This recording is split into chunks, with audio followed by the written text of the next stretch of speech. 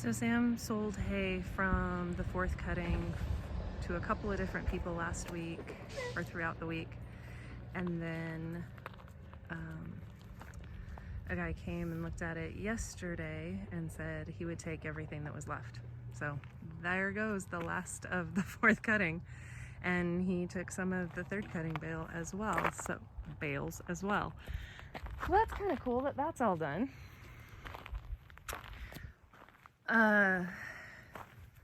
According to just the way it's been growing, the temperatures and the water should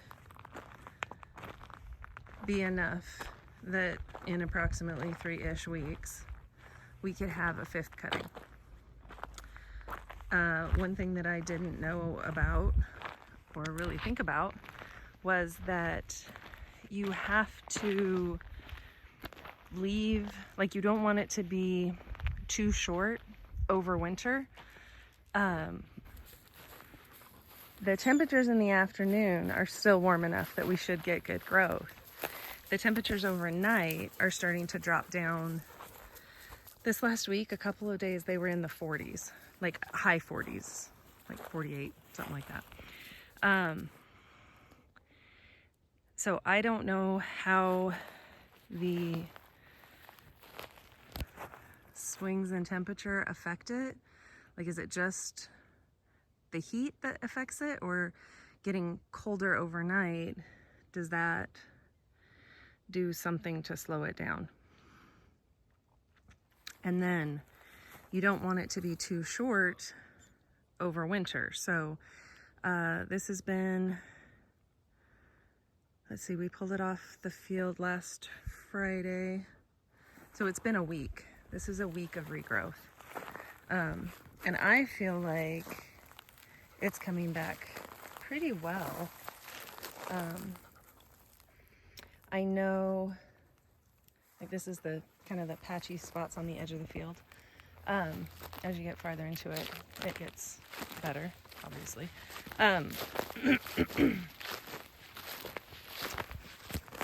This right here is quite a bit better.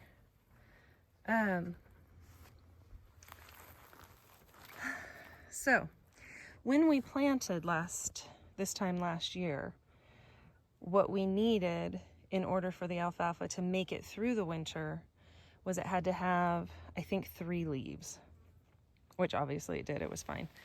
So I don't know if once it's an established crop, if that's all you need. Does it need this much growth? So we kind of have to play this guessing game, which we haven't been very good at when it comes to weather and things this year.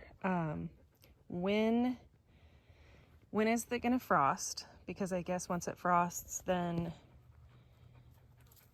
the alfalfa just, I guess, shuts down for the year. So do we just keep pouring the water to it like we have the last several months and let it grow as much as it can in the next 2 weeks like we usually would, and then cut it at the end of September and hope that we still have warm enough overnight temperatures and daytime temperatures, because we'll probably have water until the middle of October is what the irrigation company is making it sound like, and that's what they've done the last couple years, and this was a good water year. So about the middle of October is when they're going to shut the water off, we're guessing.